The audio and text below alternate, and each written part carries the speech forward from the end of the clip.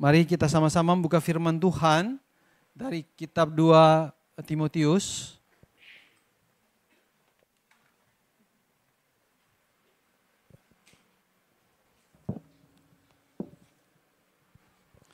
Saya akan bacakan dari ayat yang ke-16 saja, 2 ayat ya, di atas dari ayat 14.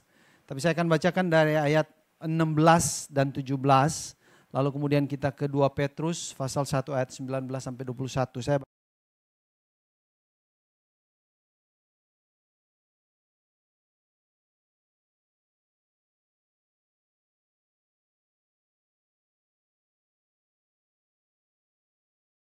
untuk mendidik orang dalam kebenaran. Dengan demikian, tiap-tiap manusia kepunyaan Allah diperlengkapi untuk setiap perbuatan baik. Satu lagi dari 2 Petrus pasal yang ke-1 ayat 19 sampai 21. Dengan demikian kami makin diteguhkan oleh firman yang telah disampaikan oleh para nabi. Alangkah baiknya kalau kamu memperhatikannya, firman itu ya, sama seperti memperhatikan pelita yang bercahaya di tempat yang gelap sampai fajar menyingsing dan bintang timur terbit bersinar di dalam hatimu. Yang terutama harus kamu ketahui ialah bahwa nubuat dalam kitab suci tidak boleh ditafsirkan menurut kehendak sendiri.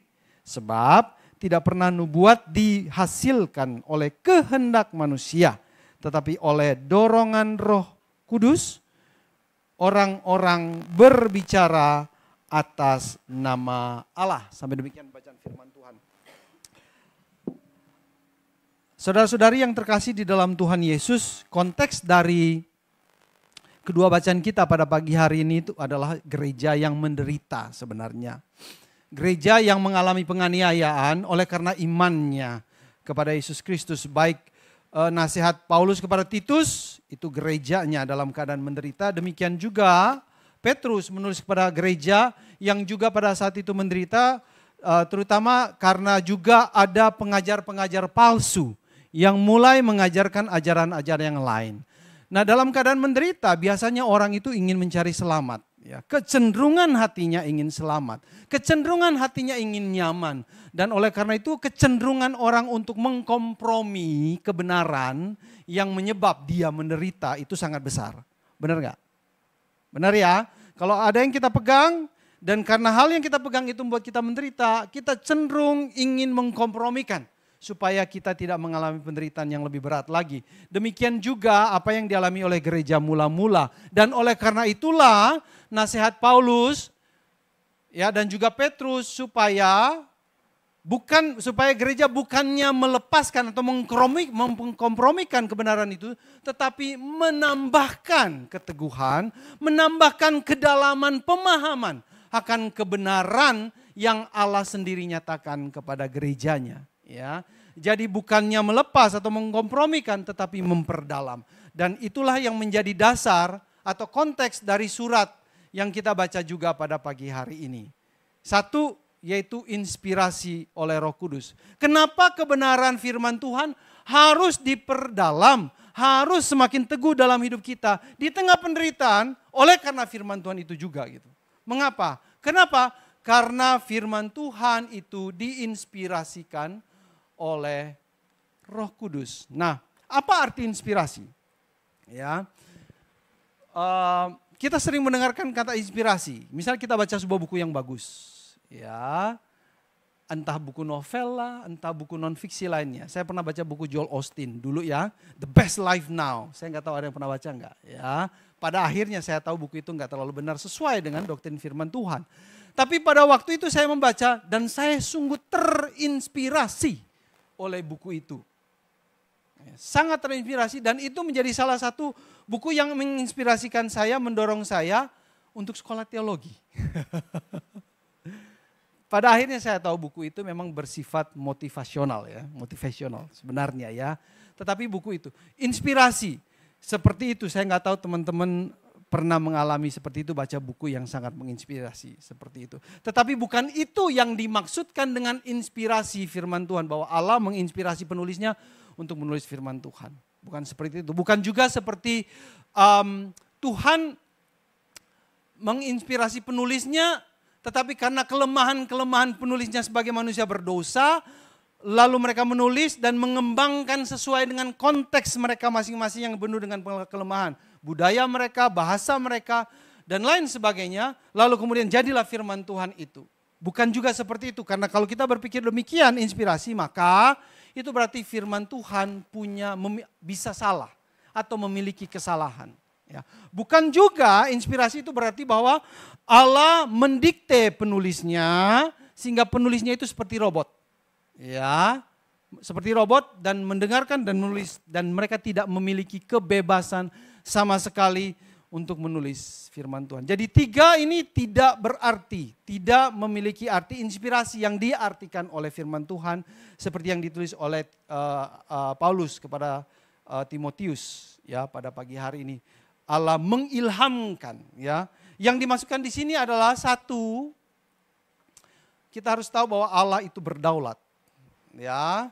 Segala sesuatu terjadi atas rancangan Tuhan yang kekal. Dia maha kuasa.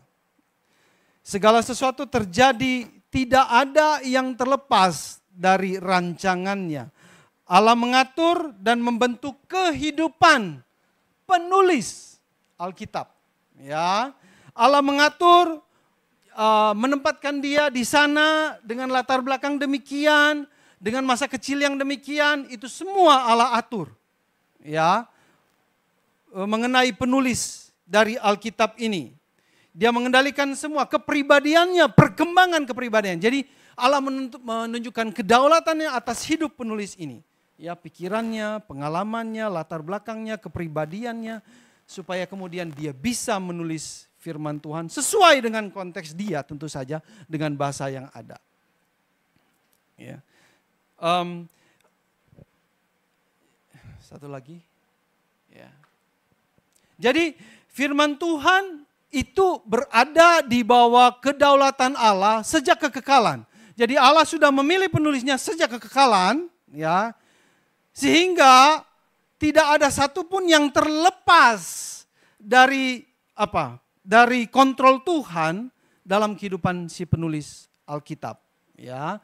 Walaupun kita memiliki banyak jenis literature di dalam Alkitab, puisi, sejarah, narasi, ya kan? Tetapi semuanya itu berada, memang Tuhan maunya tulis seperti itu. Dan itulah yang terjadi, ya. Apakah yang menulisnya itu orang yang sederhana, apakah yang menulisnya orang yang sangat pintar, Tuhan sudah menentukan semuanya. Sehingga firman penulis adalah firman mereka sendiri, namun pada saat yang sama karena Tuhan telah mengarahkan hidup mereka, tulisan mereka adalah firman Tuhan juga. Jadi benar-benar itu adalah firman Tuhan. Makanya kita percaya bahwa firman Tuhan ini cukup buat kita. Nah, implikasinya ya, ini kebenarannya yang perlu kita ketahui bahwa makna dari inspirasi Allah mengilhamkan firman itu seperti ini. Implikasinya adalah satu, bahwa Allah adalah firman Tuhan itu adalah kata-kata Allah sendiri. Literally, ya. Bukan ada orang tertentu, golongan tertentu yang percaya bahwa firman Tuhan baru menjadi firman Tuhan ketika kita mendapatkan berkatnya. Ya, jadi sangat subjektif. Enggak ya. Implikasinya adalah Alkitab adalah perkataan Allah sendiri. Ya. Sesuai dengan sifat Allah. Bagaimana Allah adalah Maha Kuasa dan kekal. Demikian juga firman Tuhan memiliki sifat yang sama. Firman Tuhan itu berkuasa dan benar. Ya, walaupun firman Tuhan tidak menulis segala sesuatu tentang hidup ini, firman Tuhan tidak menulis bagaimana cara memperbaiki lemari, bagaimana cara mencari pacar, ya, langkah 1, 2, 3. Walaupun firman Tuhan tidak menulis segala sesuatu mengenai kehidupan ini, tapi firman Tuhan cukup untuk menuntun kita kepada keselamatan jiwa dan kepada kehidupan yang saleh. Ya, kehidupan saya. Keselamatan jiwa itu mengenai Nanti kita lihat mengenai mengenal Allah dan mengenal diri. Mengenal siapa pencipta kita dan siapa saya sebenarnya ya. Oleh karena itu firman Tuhan adalah kebenaran yang objektif. Ada di luar diri kita, bukan mula-mula di dalam diri kita, tapi di luar diri kita. Kita harus melihat dan mencarinya di luar diri kita. Ya, tidak dapat, karena dia kebenaran di luar diri kita dari Allah yang berbeda sama sekali dengan kita, maka dia tidak dapat salah dan tidak mengandung kesalahan. Ya, jadi kalau kita tidak mengerti, kok bisa? Karena berbeda dengan cara pandang dan sudut pandang kita. Jangan salahkan Alkitab, selidiki pikiran sendiri. Karena Alkitab tidak mengandung kesalahan. Implikasi dari apa? Alkitab diinspirasikan oleh Tuhan. Implikasi dari apa? Bahwa Alkitab adalah firman Tuhan. Yang salah adalah saya. Sama seperti matahari sebenarnya ya, sebagai metaforanya. Matahari itu terbit di timur dan kita bilang itu pagi, dia terbenam di barat dan kita bilang itu sore dan malam. Kita mau seperti apapun, kita mau sakit, kita mau bergairah, sangat terinspirasi dan termotivasi. Kita mau lemah dan apapun keadaan kita, matahari tetap sama. Dia terbit di timur, terbenam di barat, dan ketika dia terbit kita bilang itu pagi. Dan ketika dia terbenam kita bilang itu udah sore, udah malam, saatnya untuk beristirahat. Mau apapun situasi kita, selalu bahwa pagi itu ketika matahari terbit. Demikian juga kebenaran firman Tuhan selalu benar. Mau apapun situasi kita, ya, apapun keadaan kita, dia selalu benar. Karena dia adalah firman Tuhan. Sama seperti yang ditulis oleh Petrus tadi. Dia itu seperti pelita di tengah malam. Ya, yang gelap gulita. Tidak ada cahaya dan ada satu cahaya. Terang, dan kita mau melihat terang itu. Karena terang itu menuntun kita supaya kita tidak terjatuh atau menjadi tersesat. Sampai dia katakan bintang timur itu datang. Ya, apa yang Petrus mau ngomong? Petrus mau kasih tahu bahwa kita hidup di dalam dunia yang gelap nih. Gelap gulita. Oleh karena dosa dan segala macam kekacauan yang diakibatkan oleh dosa. Dan firman Tuhan itu menjadi pelita yang terus kita pandang dengan sungguh-sungguh. Sampai Tuhan Yesus datang kedua kalinya nanti sebagai bintang timur. Yang kekal itu. Di mana semua akan menjadi terang menderang dan kita tidak perlu lagi pelita itu. Amin. Itu adalah firman Tuhan. Firman Tuhan juga karena Allah sifatnya kekal, firman Tuhan juga sifatnya kekal. Ya, banyak sekali dalam Alkitab menulis tentang itu. Ya, salah satunya di dalam Matius pasal 24. Dikatakan langit dan bumi akan berlalu tetapi perkataanku tidak akan berlalu. Ya, ada lagunya ya.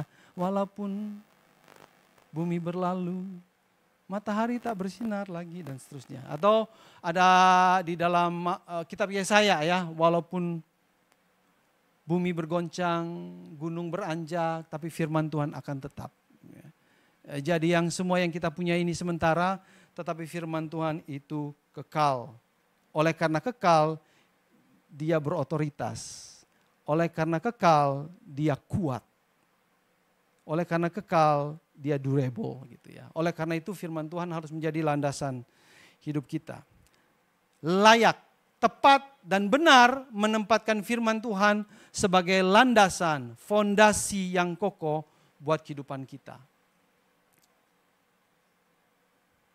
Bayangkan aja sebuah kapal dengan sauhnya, ya, sauhnya.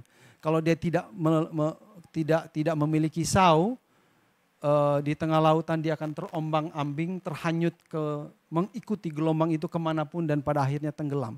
Tapi ketika dia punya sauh, dia lemparkan sauhnya itu, walaupun gelombang dan dia bergoncang juga ya kapal itu, tapi dia tidak kemana-mana, dia akan tetap di sana.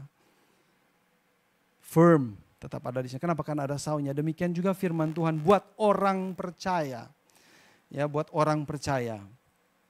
Seringkali kita berpikir mentaati, karena dia berotoritas kekal, maka kita harus taat kepada firman Tuhan, implikasi. Seringkali kita berpikir kita taat kepada firman Tuhan seperti taat kepada hukum.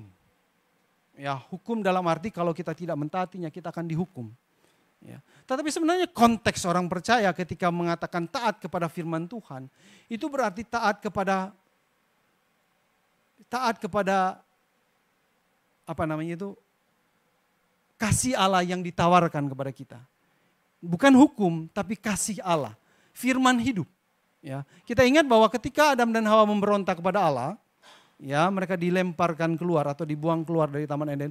Hubungan dengan Allah terputus. Firman kehidupan dengan kehidupan itu terputus dari Adam dan Hawa. Dan sejak saat itu Adam dan Hawa dan kita terus mencari kehidupan itu. Ya, yang sebenarnya ditemukan di dalam Tuhan.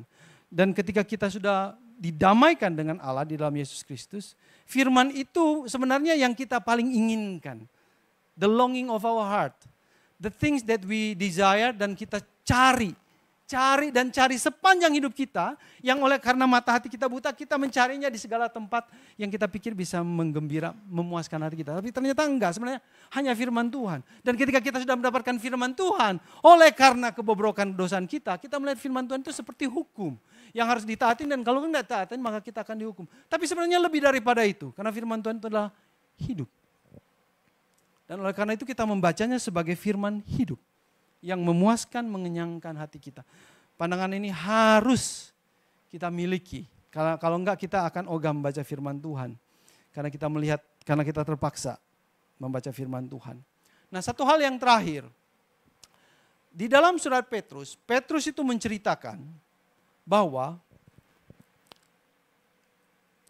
ketika dia bersama dengan Tuhan Yesus di bukit itu dan mengalami transfigurasi Tuhan Yesus dan mereka mendengarkan suara itu, lalu Petrus menceritakan itu di ayat sebelumnya, tadi kita mulai baca dari ayat 19. Di ayat 19 dia katakan, ketika kami melihat, menyaksikan, mengalami Yesus Kristus yang transfigurasi, yang menunjukkan bahwa dia adalah Allah, itu mengkonfirmasi, meneguhkan kami akan kebenaran nubuatan di dalam perjanjian lama.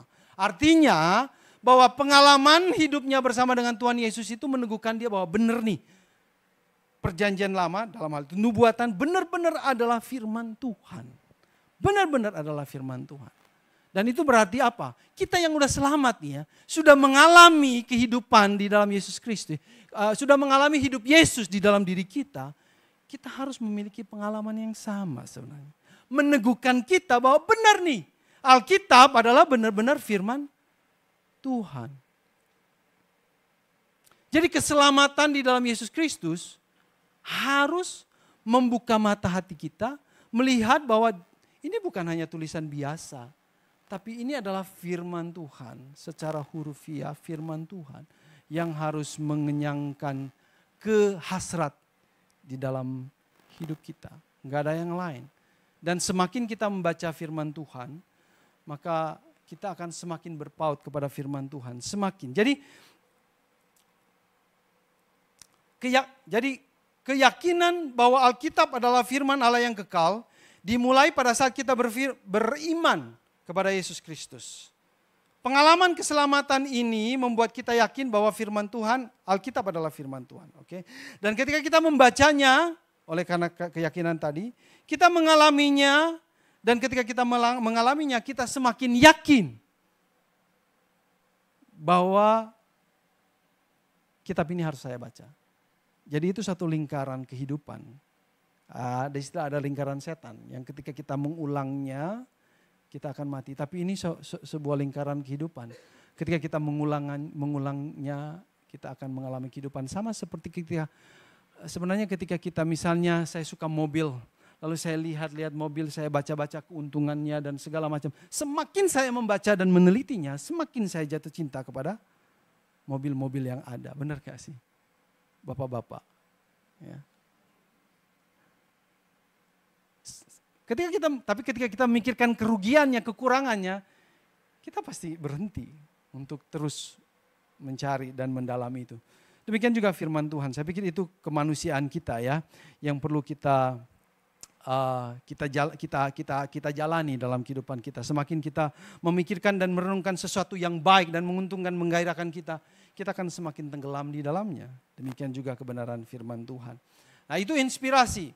Yang kedua, kita akan melihat mengenai iluminasi. Ya, nah iluminasi ini jarang diajarkan sebenarnya, tetapi ini satu konsep atau pengajaran yang saling bertautan. Inspirasi, Allah menginspirasi firman Tuhan, firman-Nya kepada penulisnya, dan kemudian iluminasi adalah penerangan yang diberikan oleh Roh Kudus kepada setiap orang percaya yang membuka dan membaca firman Tuhan. Ya. Untuk membuat kita semakin percaya dan memahami kebenaran firman Tuhan oleh karena Roh Kudus. Jadi Roh Kudus itu menerangi kita sehingga pikiran kita terbuka. Dan pengajaran ini, tetapi kita ingat ya bahwa Roh Kudus menerangi kita untuk memahami firman Tuhan yang sudah ada. Bukan mendapatkan firman Tuhan yang baru, yang sangat berbeda dengan firman Tuhan. Nah, ini jelas ya, harus jelas. Ya, jadi iluminasi itu Roh Kudus menerangi hati pikiran pembaca, orang Kristen, lalu dia mengerti apa yang sudah diinspirasikan oleh Roh Kudus kepada penulis-penulis itu. Bukan melahirkan sebuah wahyu baru, sebuah firman Tuhan yang baru yang sama sekali berbeda dari sini. Lalu kemudian saya mendapatkan glory ya dari jemaat. Bukan itu ya. Nah, iluminasi pengajaran atau konsep iluminasi ini sangat bergantung pada pemahaman akan keberdosaan kita. Karena kita tercemar oleh dosa, kita tidak dapat memenuhi sepenuhnya memahami firman Tuhan. Ya, semakin dalam kita memahami keberdosaan kita, semakin kita membutuhkan pertolongan Roh Kudus untuk membaca firman Tuhan. Mungkin kita bisa membayangkan keberdosaan kita itu seperti ini. Ada daerah-daerah tertentu di Jakarta ini, di mana jalanan itu chaos sekali. Artinya gini, banyak sekali orang yang melawan arus, benar ya? Tidak semua daerah, ada daerah-daerah tertentu saja gitu ya. Kemarin kebetulan saya baru pulang dari pelayanan dari sebuah tempat, lalu supir gereja kita bilang, memang di sini tempat ini chaos sekali, banyak orang lawan arus. Saya berpikir, iya kalau lawan arus kan berbahaya ya. Tetapi kalau saya naik motor, mungkin saya juga akan lawan arus untuk kepraktisan. Untuk kepraktisan, untuk kecepatan gitu ya. Tapi kemudian saya berpikir, ini sebenarnya metafora dari dosa. Kecenderungan untuk melawan apa yang sudah benar, apa yang sudah diatur, apa yang sudah Allah sudah katakan. Kamu harus jalan ikutin ini gitu. Tetapi karena kepraktisan, menurut saya ini lebih praktis gitu ya. Dan juga karena jiwa yang memberontak ya kepada Allah, maka saya melawan arus. Dengan taruhannya itu sebenarnya nyawa saya sendiri gitu. Ya sama seperti orang lawan arus, taruhannya kan nyawanya sebenarnya ya. Karena dia akan lawan arus gitu. Dan saya pikir ini satu gambaran tentang dosa, kecenderungan hati kita yang ingin memberontak kepada Allah. Pikirnya lebih praktis dan lebih gue banget gitu ya. Tapi sebenarnya taruhan nyawa sendiri dan melawan Tuhan gitu. Karena sebenarnya aturannya udah jelas gitu. Sama yang lawan aturannya udah jelas gitu. Tapi mereka maunya mengikuti kata hatinya ya. Jadi ingat apa yang ditulis dalam Hakim-Hakim ya. Pada masa itu orang hidup menurut kehendak mereka masing-masing. Dan itu yang terjadi. Chaos terjadi karena setiap orang ingin hidup sesuai dengan kehendak hatinya masing-masing. Dan itulah yang terjadi. Dan itu gambaran dosa ya. Kecenderungan hati kita yang berpikir kita lebih wise dari Tuhan. Iluminasi. Nah, jadi iluminasi ini berhubungan dengan ketika kita membacanya. Ya. Ada implikasi dari iluminasi dari 2 Timotius ini ada 4 hal sebenarnya ya. Ketika kita membaca Alkitab, kita mendapatkan keuntungannya. Berguna, ya kata Paulus itu. Seluruh kitab suci diilhamkan Allah dan bermanfaat, berguna, satu untuk mengajar. Ya kita akan lihat satu-satu, saya cepat aja ya. Berguna untuk mengajar, artinya bahwa itu berarti bahwa apa? Kita itu terekspos dengan kebenaran. Ketika kita diajar, terekspos. Atau kita memiliki hati seorang murid yang ingin belajar akan kebenaran firman Tuhan. Ketika kita terekspos dengan kebenaran firman Tuhan, kita mengenal siapa Tuhan kita. Sifatnya bagaimana, ya, kebaikannya, cintanya, dan seterusnya. Tapi bukan cuma kita juga tahu diri kita. Tujuan hidup kita, siapa saya sebenarnya, apa yang harus saya lakukan, apa misi hidup saya. Terbuka ketika kita terekspos dengan kebenaran firman Tuhan. Ketika kita diajar, ketika kita memiliki hati seorang murid yang mau belajar. Dan ketika kita terekspos dengan itu, maka kesalahan kita juga terlihat. Kenapa? Karena kita manusia berdosa. Tidak ada manusia yang tidak berdosa. Kan gitu ya. Dan itu terlihat Ya, jadi firman Tuhan yang kita dengar menginformasikan keberdosaan kita. Menerangi hal-hal yang selama ini tertutup, yang mungkin kita tidak bisa lihat sendiri. Karena kita cenderung mau bela diri, justifikasi diri kita sendiri ya. Tapi karena firman Tuhan, maka itu terbuka. Ya, apa yang tidak tahu menjadi tahu. Dosa-dosa yang tertutup dan gelap, kita ingat ya, dosa selalu mau menyembunyikan diri. Dia senang kalau tidak ditemukan dan dia bekerja hidden di belakang kita gitu ya. Tapi firman Tuhan akan menerangi cahaya kekal itu dan kita menjadi tahu. Melalui firman Tuhan kita diingatkan. Ini dosa-dosa kamu, ini dosa-dosa kamu, ini dosa-dosa kamu. Dia nyatakan kesalahan kita. Dia tunjuk itu dosa-dosa kamu. Ya. Dia hakimi kita. Ya, yang sering kita lakukan buat orang lain. Tapi dia bukan cuma menyatakan kesalahan, menghakimi kita, tapi dia juga memperbaiki kelakuan kita, mengkoreksi kita, memberikan kita jalan keluar. Ya, jadi dia berikan kebenaran supaya kita tahu dosa-dosa kita, lalu dia tunjuk itu dosamu, lalu dia kasih jalan keluar. Ya, jadi memperbaiki kelakuan di sini memiliki arti mengembalikan sesuatu hal ke tempat yang seharusnya. Ya, jadi misalnya sebuah gelas ada di lantai, orang yang bisa melihat, oh tempat seharusnya bukan di lantai, tapi di meja misalnya. Ditempatkan, dikembalikan ke tempatnya yang semula. Ya, kalau kita lihat, kalau kita mengerti di dalam kebenaran firman Tuhan, Tuhan mau kembalikan ketika dia memperbaiki kelakuan, dia mau kembalikan itu kepada desain mula-mulanya. Ya.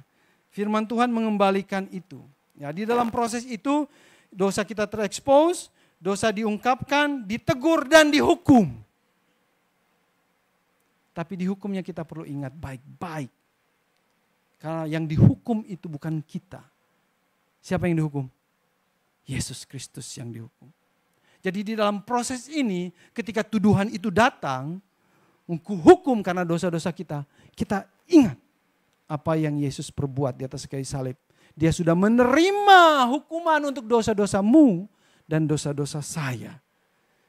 Sehingga tidak ada lagi tuduhan yang menahun di dalam diri kita. Tadi saya waktu kita nyanyi begitu indah yang kau lihat. Saya ingat, emang kita selalu, mungkin saya introvert ya. Menuduh diri sendiri, melihat diri jelek dan semuanya. Tapi sebenarnya ketika kita melihat apa yang Yesus lakukan, kita itu indah di mata Tuhan. Sangat indah. Jadi tidak layak kita mengutuki diri kita sendiri. Menyala-nyalahkan diri kita sendiri. Selalu ada jalan keluar. Kenapa? Karena Yesus sudah menanggung hukuman kita. Ya, itu dasar, itu menjadi prinsip yang harus diingat setiap orang percaya.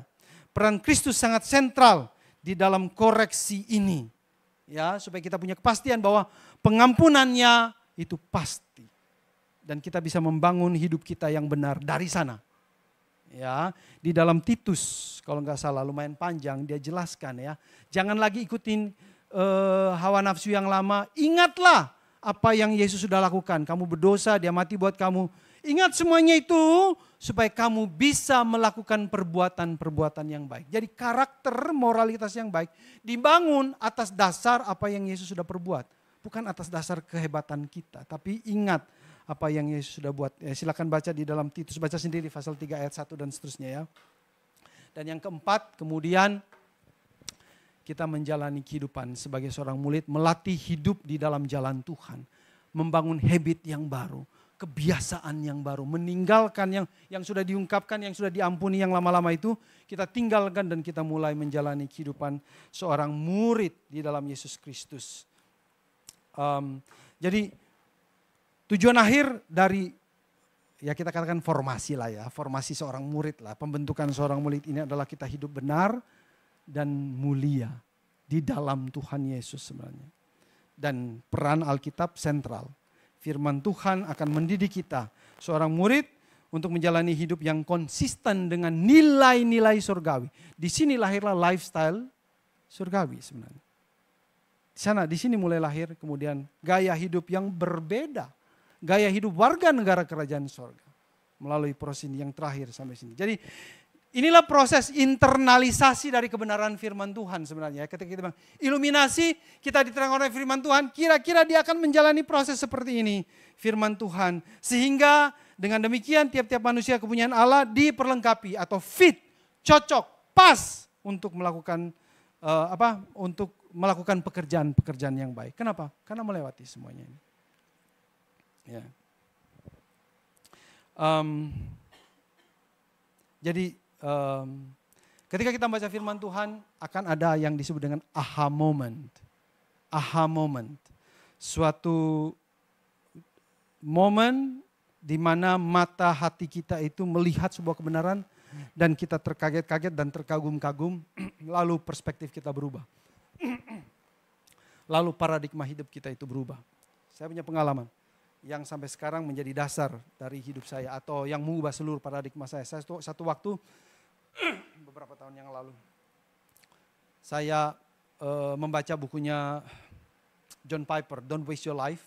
Lalu di salah satu babnya itu dia menjelaskan tentang kemuliaan salib, bagaimana terjadi pertukaran, dan penjelasan John Piper itu menerangi hati saya atau pikiran saya untuk memahami apa yang ditulis oleh Paulus di dalam Roma pasal 6. Bagaimana Yesus Kristus mati, dia menukar, dia memberikan kebenarannya dan dia mengambil dosa. Jadi terjadi pertukaran ilahi antara saya dengan Tuhan Yesus. Gitu ya. Dan sejak saat itu saya mulai mengerti, saya menjadi yakin akan kasih Allah. Tidak ada satu perbuatan pun yang bisa membuat saya bisa menambah kasih Allah.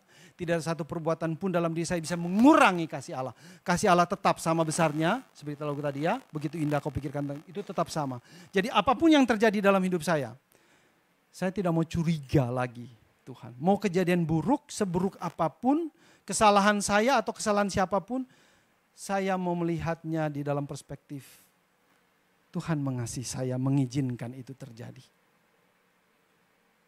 Tuhan mengizinkan semuanya itu terjadi karena dia mengasihi saya. Jadi hidup saya ini terjadi karena Tuhan sudah mengasihi saya dan terus mau mengasihi saya dengan kasih yang besar di atas kayu salib. Dan paradigma hidup saya berubah. Saya menjadi lebih bebas, saya merasa lebih merdeka. Saya bisa jalan busung dada, kalau dulu mungkin tutup, takut ketahuan orang gitu ya.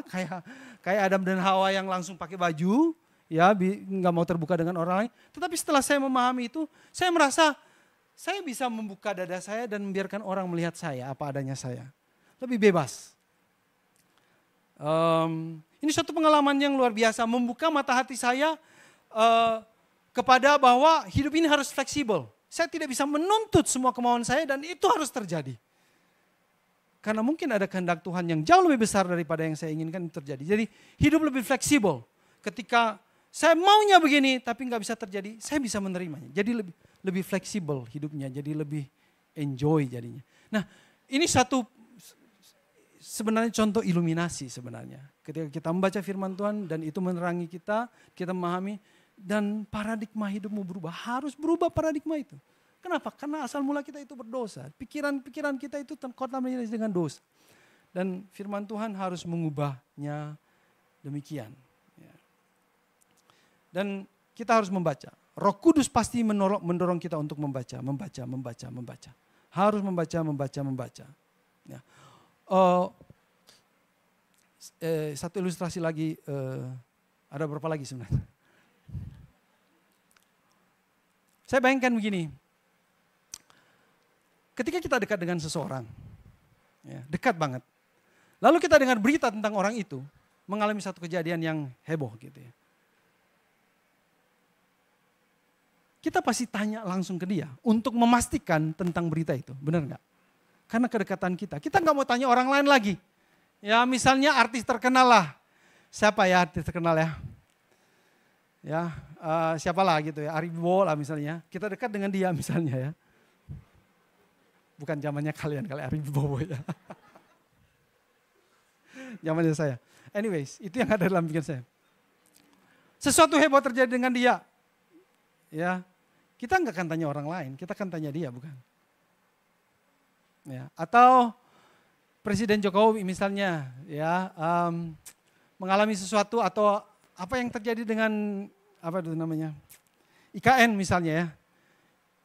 Dan kita tahu, kita kenal orang yang dekat dengan dia gitu.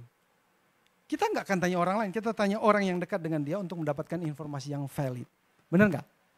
Benar kan? Kita dengan Allah itu seperti itu. Kita dekat, oleh karena Yesus mati memberikan damai. Ya, penghalang itu, perseteruan itu udah selesai oleh karena perbuatan Yesus. Jadi sekarang kita punya akses yang bebas dengan Allah. Jadi kita dekat sebenarnya. Dan oleh karena itu kita bisa tanya langsung ke dia karena kita dekat. Jadi kedekatan, saya merasa dekat dengan Allah. Saya merindukan, saya inginkan dia. Itu membuat kita ingin ngecek apa yang terjadi dengan dunia ini. Saya bisa mengeceknya di koran, saya bisa mengeceknya di mana-mana. Beberapa waktu yang lalu, 2-3 hari yang lalu kalau nggak salah ada Liga Eropa ya, pertandingan di Amsterdam, Ajax lawan Tel Aviv. Dengar nggak beritanya? Ya, terus ada kekacauan kan, Yahudi dengan orang Arab lah di sana gitu dan semuanya. Saya baca media yang pro Israel. Lalu saya juga baca di Indonesia. Dua pandangan yang berbeda. Ya, menjadi cikal bakal asal mula mengapa terjadi kerusuhan dan penganiayaan seperti itu. Yang pro Israel mengatakan orang Israel yang ditendang-tendang dan benci Yahudi di sana. Tapi dari Indonesia, berita di Indonesia mengatakan mereka duluan yang mau menurunkan bendera Palestina di sana gitu. Beritanya simpang siur, ya. Tapi kalau kita mendengar dekat dengan Tuhan, kita bisa tanya langsung, kita baca Alkitab dong, kita tahu apa sih makna dari semuanya ini. Kita nggak boleh cek kemana-mana. Ngerti maksud saya ya? Jadi kedekatan kita dengan Tuhan itu membuat kita nggak usah percaya yang lain-lain, kita langsung tanya ke dia aja. Ya, sama seperti kita dengan teman dekat kita. Gitu. Satu waktu, ya awal mula percaya saya juga, saya ingat, nggak pernah lupa nih. Satu waktu saya dengar seorang pengkhotbah mengajarkan bahwa saya tahu Allah itu mengasihi semua orang. Tapi dia bilang gini, Allah juga yang menyebabkan manusia itu menderita. Kaget saya waktu dengar itu. Hah? Kok nggak sesuai dengan konsep saya selama ini bahwa Allah tidak membuat orang menderita. Dia membuat orang itu hidup senang, berkat semuanya. Saya kaget. Saya nggak percaya dengan ini pendeta nih. Tapi kemudian saya buka Alkitab. Saya baca pakai huruf keyword gitu ya. Benar, di Alkitab ditulis, di kitab Yesaya. Allah juga menyebabkan penderitaan orang Israel dan. Saya mengerti bahwa Allah bisa menyebabkan kita menderita juga. Dengan alasan dia walaupun saya tidak mengerti. Dan di sana kemudian saya memakai kacamata baru. Untuk melihat setiap penderitaan yang selama ini saya tidak mengerti dan menurut saya Allah tidak adil. Dan saya berusaha untuk menerimanya, belajar untuk menerimanya. Oleh karena apa? Ya karena saya mau ngecek sendiri tadi itu ya, belajar, tidak gampang menerima. Walaupun apa yang diajarkan benar ataupun salah, kita perlu ngecek. Ya. Kejadian-kejadian buruk kita perlu mendapatkan penjelasan yang membuat kita mengerti. Salah satu contoh yang paling terakhir sebenarnya teman kita almarhum Magebi. Ya. Saya ikut kedukaannya, saya mendengarkan sharingnya. Saya bisa merasakan pergumulan teman kita itu untuk menerima kenyataan hidupnya. Yang mungkin di luar konsep pemikiran dia sebelumnya. Untuk menerima no healing for you. Mungkin gak ada lagi pemulihan di dalam dunia ini. Itu kan satu, bagaimana mungkin gitu. Dan dia berusaha memasukkan itu untuk mengerti. Walaupun itu susah untuk dimengerti. Dan bersyukurnya dia mau mengerti itu dengan tenggelam di dalam firman Tuhan, Alkitab. Dan dia tenggelam, kalau kita mendengar video-videonya itu ya, akhirnya dia bisa bilang, I dance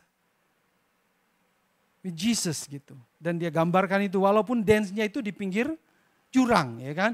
Tapi dia mengerti maknanya, bahwa yang terpenting itu bukan kesembuhan pada akhirnya. Yang terpenting adalah, I'm with you. Your presence is with me. Immanuel. Walaupun saya tidak mengalami kesembuhan, walaupun saya akan mengalami kesakitan yang tidak akan pernah selesai di dalam dunia ini, tapi aku tahu aku bersama dengan engkau.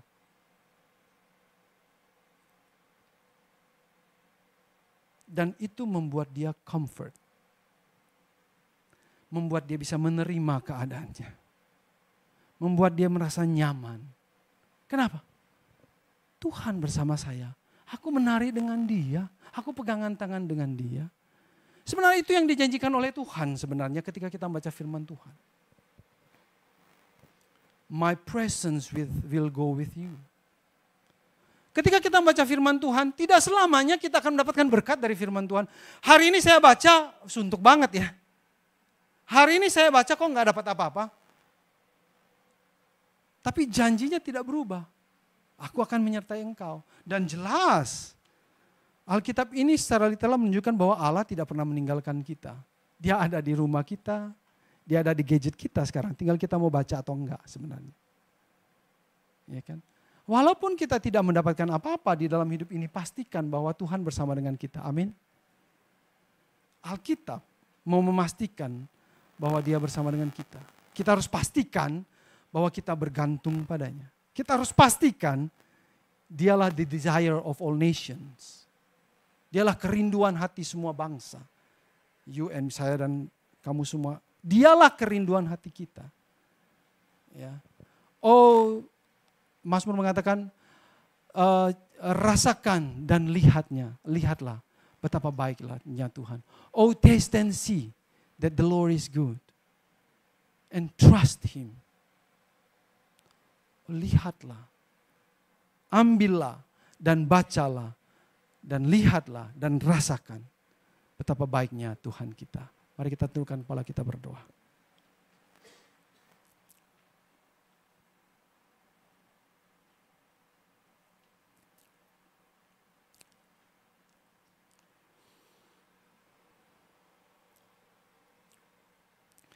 Ya Tuhan, kami mau mencicipi, merasakan, mengalami kebaikan-Mu, keindahan-Mu. Kami mau bergabung dengan seluruh orang-orang kudus sepanjang sejarah gereja yang merindukan Engkau setiap saat. Merasakan firman-Mu manis seperti madu. Merasakan sukacita bersentuhan dengan yang kekal.